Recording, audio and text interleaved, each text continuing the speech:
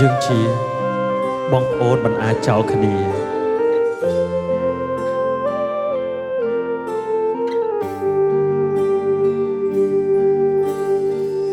តើស្នាមញុះញឹមនឹងភា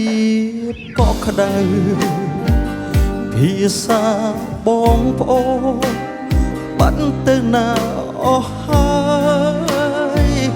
យើងធ្លាប់សន្យាថាមិនបោះបង់ចោលគ្នាឡើយទូធ្លាប់ឆ្លោះគ្នាក៏ដោយនៅតែជាបងប្អូនគ្នាចាំទេគ្រាមួយធ្លាប់គេងរួមគ្នាចាំទេចានមួយយើងធ្លាប់ញ៉ាំរួមគ្នាដៃដ៏ស្រទន់ធ្លាប់ជូតទឹកភ្នែកលួងលោមគ្នាគ្រាន់តែរំកិលវេលាតើក្តីស្រឡាញ់បាត់ទៅណា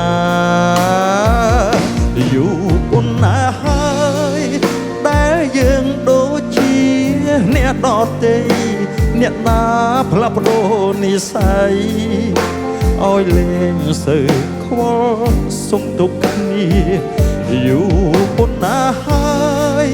ដែលយើងខានដើរគៀស្មាគ្នា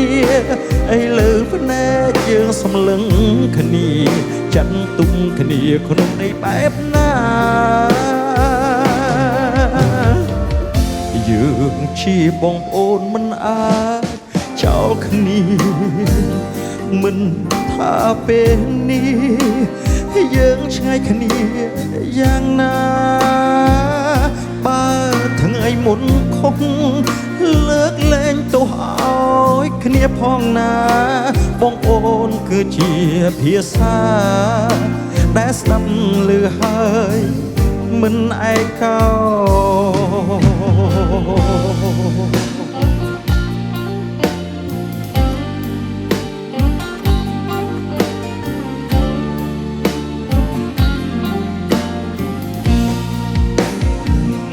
យូរប៉ុណ្ណាហើយ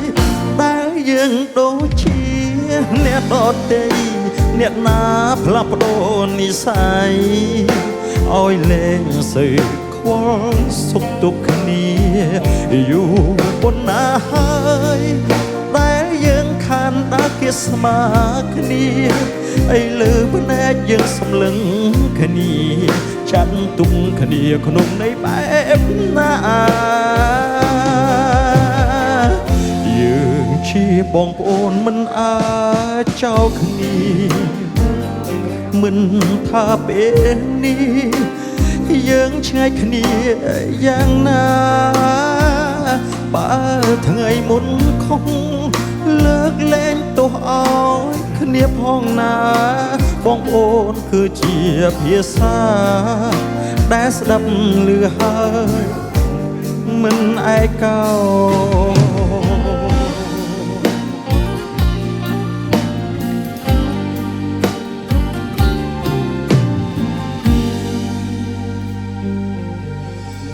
យើងជាបងប្អូនមិនអាចចោលគ្នា